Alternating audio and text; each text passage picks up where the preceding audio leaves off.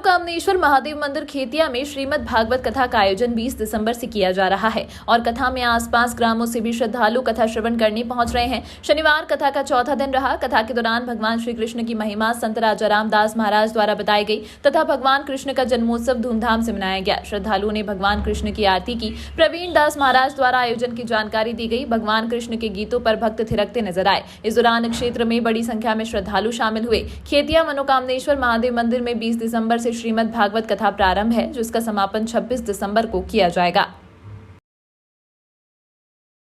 से हम रांजनी में श्री कृष्ण गौशाला की 2012 में स्थापना किया था और ये जो अपनी कथा वाचक है संत परम पूज्य श्री राजा रामदास जी महाराज, उनके हाथों से हमारा गौशाला का निर्माण हुआ, उद्घाटन हुआ, शुभारंभ हुआ।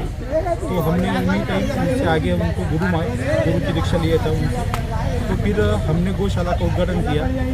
वो समय से हम बापू जी से जुड़े थे और हमारी माता जी का प्रण था कि हम 11 भागवत की कथाएँ रखें। तो हमारे गांव में हर साल भागवत की कथा होती है। तो हमने सोचा कि और जहाँ पे कथा कम होती है, यानी कि हमारे पास 10 साल होती है, इसके लिए जहाँ पे 2 साल 5 साल बाद होती है वहाँ पे कथा रखें। फिर बापू जी के पास गए हम, गुरुदेव हमारे, उनको बोला कि हमारा 11 भागवत की कथा का प्रण अभी हमको एक कोरोना काल में हम कर नहीं सके, तो अभी हमको करना है, प्रण पूरा करना है। माता जी की उम्र भी अभी 74 है, तो 74 साल की उम्र है। अगर माता जी का कुछ हो गया तो फिर क्या करेंगे। तो गुरुजी ने बोला कि अभी 11 भागवत देना है, तो अपन इतने अपने परिसर में दे सकते हैं। तो हमने खेतिया चुना। तो फिर इधर हमें ओम मनोकामनेश्वर मंदिर के ट्रस्ट के लोगों को मिले। तो उस दिन हमको पाठक जी और यहाँ के नाना सिरसाट और साहू जी और अपने ब्रजेश भाई जी ऐसे, दिनेश भाई ऐसे मिले। फिर उन्होंने बोला कि कोई दिक्कत नहीं, हम तो आप तो खर्चा करने वाले हैं, हम स्वयं भी नहीं दान कर सकते हैं क्या। तो फिर हमारा दोनों का संगम हुआ और अच्छे से उन्होंने उनका तो मैं दिल से आभार व्यक्त करता हूँ, इतना आभार व्यक्त करता हूँ कि मैं पैसा देके भी नहीं कर सकता। इतना उन लोगों ने मेरे को बहुत अच्छे से सहयोग किया।